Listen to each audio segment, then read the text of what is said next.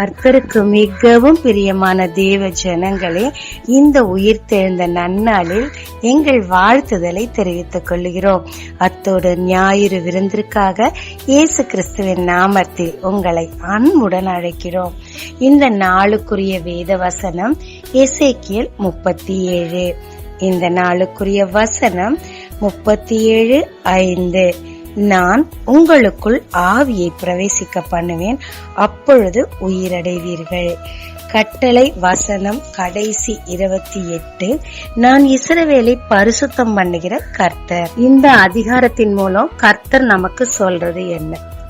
இஸ்ரவேல் ஜனங்க நிறைய பிரச்சனையிலும் சிறையிருப்பிலும் இருந்தாங்க. முக்கியமா வசனம் 11 நம்பிக்கை அற்று போய் உலர்ந்து போய் அறுப்புண்டு போனோமே, எப்படி பழைய நிலைக்கு நம்ம வருவோம்னு சொல்லி அதிகமா வேதனையில இருந்தாங்க. கர்த்தருடைய திட்டம் என்ன? இவர்களை எப்படியாவது பரிசுத்தப்படுத்தணும். படைத்தவரை விட்டுட்டு படைப்புகளை வணங்கிக்கிட்டு தேவனை கோபப்படுத்திட்டு இருந்தாங்க. இவங்களை உயிரடைய வைக்கணும்னா இவங்க பரிசுத்தம் பண்ணப்படணும். அதற்கு ஒரு உதாரணத்தை தீர்க்க தரிசனமாய் கொடுத்து செய்து காட்டி அதை இஸ்ரவேலர்களுக்கு சொல்லி அவர்களுக்கு நம்பிக்கை ஏற்படுத்தி பரிசுத்தப்படுத்தி தன் ஜனங்கள் சிறையிருப்பை மாற்ற வாக்குத்தத்தங்களை கொடுக்கிறது தாங்க இந்த அதிகாரம். முதல் வசனம் தீர்க்கதரிசியின் தலைமையில கர்த்தரோட கரம் அமர்ந்தது. சங்கீதம் 139 கூட என்ன சொல்லுதுன்னா, தேவரீர் என்னை நீர் முற்புறம் பிற்புறம் நறுக்கி உங்களோட கரத்தை என் தலையில வைக்கிறேன்னு. இங்கிட்டு அங்கிட்டு ஓடிக்கிட்டே இருந்தோம்னா நம்மள ஆசீர்வதிக்க கர்த்தர் நினைச்சாலும் முடியாதுங்க. முதல்ல அமரணும். அப்ப அவருடைய கரமும் நம் தலையின் மேல் அமர்ந்து நாம் என்ன செய்யணுங்கிற டைரக்ஷனை கொடுக்குங்க. தேவனுடைய பாதத்தில் அமர கத்துக்கலாம். 2வது, அந்த உலர்ந்த எலும்புகள் உள்ள பள்ளத்தாக்குல அவரை கொண்டு போய் நிறுத்தி நடக்க பண்றார். அப்படியே வாக் பண்ணி அங்க என்ன பிரச்சனை அப்படின்னு சொல்லி பாக்குறாரு. அங்க பார்த்தா எலும்புகள் ரொம்ப ஜாஸ்தியா திரளா ரொம்ப ரொம்ப ட்ரையா உலர்ந்து போய் இருக்குது. அப்ப அவர் என்ன பார்த்து சொல்றாரு, இந்த எலும்புகளை பார்த்து உயிரடையுமா அப்படின்னு சொல்லி கேக்குறாரு. இதே கேள்விய அவர் பேதுரு கிட்டையும் நீ என்ன நேசிக்கிறியா அப்படின்னு கேக்குறார். 2 பேரும் ஒரே பதில் தான் சொல்றாங்க, தேவரீர் அதை நீர் அறிவீர். என்ன பிளாங்க் பாருங்களேன், முந்திரி கொட்டத்தனமா நம்மளே ஒரு பதில சொல்லாம, ஏன்னா உள்ளிந்திரியங்களை ஆராய்கிற கர்த்தர் அவருக்குள்ள என்ன திட்டம் வச்சிருக்காருன்னு அவர் சொன்னாதான் நமக்கு தெரியும். நாம அவர் இப்படித்தான் செய்ய சொல்றாரு அப்படித்தான் செய்ய சொல்றான்னு ஒரு திட்டத்தை வச்சுட்டு செய்வோமானா ஃபெயிலியர் நிச்சயங்க. 4ஆம் வசனத்துல தேவன் என்ன சொல்றாருன்னா, அந்த எலும்புகளை பார்த்து பேசுன்றாரு. உரைத்து, உலர்ந்த எலும்புகளே கர்த்தருடைய வார்த்தையை கேளுங்கள், உங்களுக்குள்ள என்னுடைய ஆவியை பிரவேசிக்க பண்ணுவேன், அப்பொழுது உயிரடைவீர்கள். யார்கிட்ட? அதுவே ட்ரையா இருக்கு, ஒரு உயிரும் இல்ல, அதை பார்த்து பேசுன்னு கர்த்தர் சொல்றாரு. இந்த இடத்துல மிக பெரிய சத்தியம் நமக்கு கற்றுக் கொடுக்கப்படுதுங்க. நமக்கு ஒரு பிரச்சனை வந்துச்சுன்னா நம்ம யார் மூலம் அந்த பிரச்சனை வந்துச்சோ அவங்கள போட்டுட்டு ஒரு வழி பண்ணிடுவோம், இல்லைன்னா புலம்பி தள்ளிடுவோம். இங்க கர்த்தர் என்ன சொல்றாருன்னா, அந்த பிரச்சனைய பார்த்து பேசு, அதுக்கு உயிர் இருக்கா இல்லையா அது இல்ல மேட்டர். பிரச்சனைய கொடுக்கறவன் வேறொருத்தன், அவன் அந்தகார லோகாதிபதி. அங்க பார்த்து பேசு. முதல்ல கர்த்தரை பார்த்து பேசு, 2வது பிரச்சனைய பார்த்து பேசு. அதை விட்டுட்டு இவங்கள்ட்டையும் அவங்கள்ட்டையும் ஓடி போய்கிட்டு இருந்தா வேலைக்கே ஆகாதுன்ற ஒரு அழகான சத்தியத்தை இங்க சொல்லி தராருங்க. லாசரு மரித்து போய் 4 நாள் நாரி போச்சு. பிரச்சனை என்னன்னா, அந்த நாத்தமோ அடைக்கப்பட்ட கல்லோ இல்லைன்னா அவரை கட்டி வச்சிருக்க துணியோ கயிறோ பிரச்சனை இல்லை. யார் இறந்தா?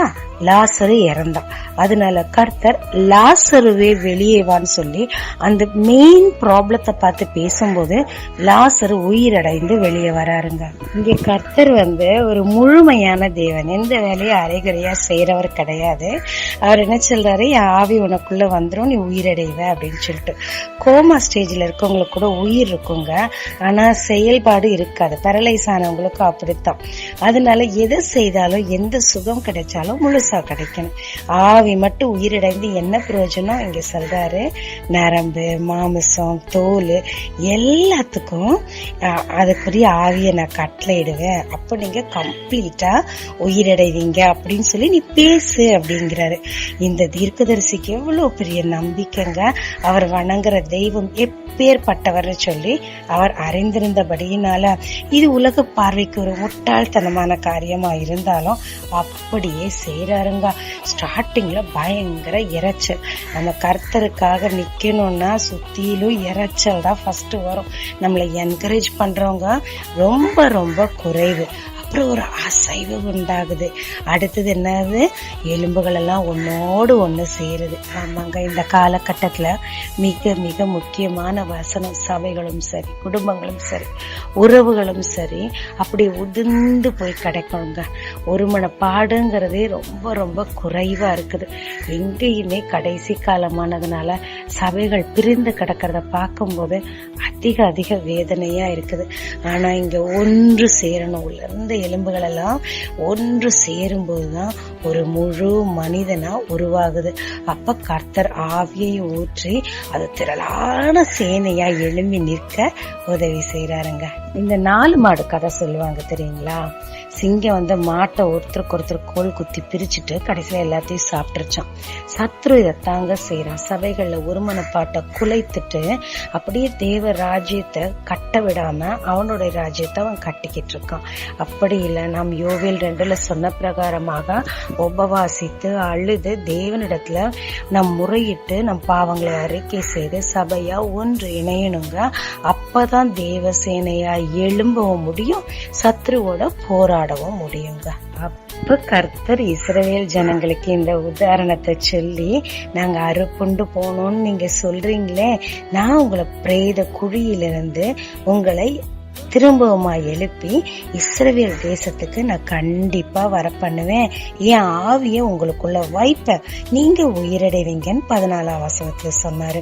சொன்னது மட்டுமல்லாம இதை வாயில சொல்லிட்டு நான் விட்டுற மாட்டேன், செஞ்சு முடிப்பேன்னு சொல்லி கர்த்தர் ப்ராமிஸ் பண்ணாரு, செய்து முடிச்சாரு. இங்க 21ஆம் வசனத்துல தேவன் சொல்றாரு, எல்லா இடத்துல இருந்து உங்களை வர வச்சு உங்க தேசத்துக்கு நான் திரும்ப வர வைப்பேன்றாரு. அதுக்கு தேவன் என்ன செய்யறாருன்னா 23ஆம் வசனத்துல பாவம் செய்த எல்லா இடங்கள்ல இருந்தும் நான் அவங்களை நீக்கலாக்கி ரட்சித்து அவர்களை சுத்தம் பண்ணுவேன்றாரு. ஏன்னா ஆண்டோட நோக்கம் அது ஒண்ணுதான். என்னுடைய ஜனங்க, என் சொந்த ஜனங்க நான் பரிசுத்தரா இருக்கிறது போல அவங்களும் பரிசுத்தராகணும் அப்படின்றதுனாலதான் இப்படிப்பட்ட சிறையிருப்பையே வாழ்க்கையில அனுமதிச்சாருங்க. நம் வாழ்க்கையிலேயும் அநேக சிறையிருப்புகளும் பிரச்சனைகளும் வரும்போது நம்ம கிட்ட என்ன பிரச்சனை இருக்கு, நம்ம என்ன ப்ராப்ளம் பண்ணோம், எந்த ஏரியால தேவனை இரிட்டேட் பண்ணோம்னு சொல்லி பார்த்து அதை நம்மை விட்டு விலக்கும் போது தேவனுடைய வாக்கு தத்தங்கள் நிறைவேறும். அவர் நம்மை பரிசுத்தம் பண்ணி தன் சொந்த ஜனங்களா இருக்கிறபடினால நமக்காக வைராக்கியமா எழும்பி போராடி நம் பிரச்சனைகளை இருந்து நம்மளை விடுவிப்பாருங்க. அதுக்கப்புறம் வாக்கு பண்றாரு பாருங்களேன், உன்னுடைய பிள்ளைகள், உன் சந்ததி எல்லாரையும் நானு இந்த இடத்துக்கு கூட்டு வருவேன், பிரியமான ஒரு ராஜாவை உங்களுக்கு ஏற்படுத்துவேன், நான் அவங்கள நிலைப்படுத்துவேன், வர்த்திக்க பண்ணுவேன்னு சொல்றாரு. கடைசி வசனம், நான் இஸ்ரவேலை பரிசுத்தம் பண்ணுகிற தேவன் சொல்லும் போது நான் விஷுவலைஸ் பண்ணி பாக்குறேன். அப்படி ஒரு கம்பீரமா சொல்லியிருப்பாரு. ஏன்னா அவர் நோக்கம் அதுதான், அது நிறைவேறும்ன்றத அவர் திட்டம் தெளிவமா சொல்றாருங்க. ஆமாங்க, இந்த உயிர் தெழுந்த நாளே இந்த அதிகாரத்தை கொடுத்து கர்த்தர் நம்ம கிட்ட பேச விரும்புற காரியம் என்னன்னு பாக்கலாமா? ஆமா, நம்ம பிரச்சனை மிக மிக அதிகம். நம்பிக்கையற்ற சூழ்நிலை, செத்த நிலையில தாங்க இருக்கிறோம். ஜெபிக்க நினைப்போம், ஜெபிக்க முடியாது. வேதம் வாசிக்க நினைப்போம், வாசிக்க முடியாது. தேவனிடத்தில் முறையிட நினைப்போம், முறையிட முடியாது. ஏன்னா எல்லாவற்றை விட நம்ம பிரச்சனை மிகவும் பெரியதா இருக்கிறனால செத்து போய் கிடைப்போம். தேவன் என்ன சொல்றாருன்னா, முதல்ல பிரச்சனைய பார்த்து பேசு. பிரச்சனைக்கு காரணமா இருக்கிறவங்கள பார்த்து பேசி என்ன பிரயோஜனம்? அந்த பிரச்சனை என்னவோ அதை பார்த்து பேசு. இயேசுவின் நாமத்தினாலே அப்பாலே போ சாத்தானேன்னு, சாத்தான் பிரச்சனையா இருந்தா அப்படி பேசுங்க. சரிங்களா? 2வது காரியம், நம்பிக்கையற்ற சூழ்நிலையில தேவன் நமக்கு மிகப்பெரிய நம்பிக்கை இந்த நாள்ல கொடுக்கறாருங்க. அவர் மரித்து அப்படியே மரித்து போயிருந்தாருன்னா கிறிஸ்தவம்னு ஒண்ணு இல்லைங்க. அவர் உயிரோடு எழும்பினபடினால் நம்மையும் அவர் உயிரோடு எழுப்ப வல்லவராயிருக்கிறார். நம்முடைய பிரச்சனைகளை அவர் கரத்தில் கொடுக்கும் போது நம்மளை உயிரடைய செய்கிறார். 3வது விஷயம், தேவனுடைய ஒரே நோக்கம் நம்மள அவர் கிரயம் கொடுத்து வாங்கினபடினா அவரை போல, அவர் சொந்த ஜனமாய் இருக்கிறபடினா அவரை போல பரிசுத்தமா நாம் இருக்கணும்னு விரும்புறார். நம்மை நாம் பரிசுத்தப்படுத்தி கொள்ளுவோங்க. தேவன் நம்ம இந்த நாளில் தானே, உயிர்த்தெழுந்த நன்னாளில் தானே நம்மையும் உயிரடைய செய்ய விரும்புகிறார். ஆகையினால நம் பாவங்களை அறிக்கை செய்து நம்மை பரிசுத்தப்படுத்தி கொண்டு நம் பிரச்சனைகளோடு பேசி தேவனுடைய வார்த்தைகளை கேட்கும் போது நாம் உயிரடைவோம், பலனடைவோம். நாமும் நம் சந்ததியும் வர்த்திக்க பண்ணி தேவன் நமக்கு நியமித்த இடத்துல நம்ம வாசம் பண்ணுவோங்க. ஜெபிக்கலாமாங்க? அப்பா, இந்த உயிர் தேர்ந்த நன்னாளுக்காக உமக்கு நன்றி. எங்களுக்காக சிலுவையில் அறையப்பட்டு 3ஆம் நாள் உயிர் தேர்ந்தீரே. நானும் கூட கர்த்தாவே அநேக விஷயங்கள், பிரச்சனைகள், கொடுமைகளின் நிமித்தமாக உறைந்து போய் செத்த நிலையில் காணப்படுகிறேன். என்னையும் இந்த நாளில் தானே உயிரடைய செய்ய வேண்டுமாறும் நோக்கி பார்க்கிறேன். என் பிரச்சனைகளை பார்த்து பேச கற்றுக் கொடுங்க கர்த்தாவே. என் உணர்வுகளுக்கும் முக்கியத்துவம் கூடாம உம்முடைய பாதத்தில் அமர்ந்து என்ன சொல்றீரோ அதை கேட்டு செய்ய கிருபை தாரும் ஐயா. உலர்ந்த எலும்புகளையே உம்மால் உயிரடைய செய்ய முடியுமானால் என்னையும் உயிரடைய செய்ய முடியும் கர்த்தாவே. அதற்காக உமக்கு நன்றி. இயேசு மூலம் பிதாவே, ஆமென். இயேசு கிறிஸ்துவின் நாமத்தில் இந்த நாளில் உங்களை ஆசீர்வதிக்கும் ஜீசஸ் விஷன்.